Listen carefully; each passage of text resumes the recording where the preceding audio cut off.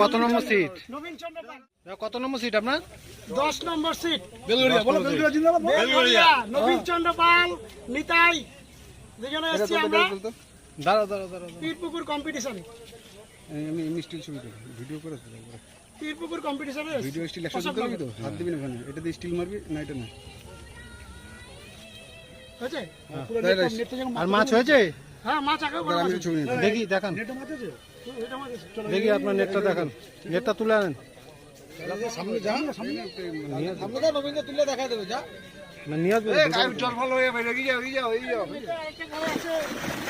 এটা ভালো করে দাও।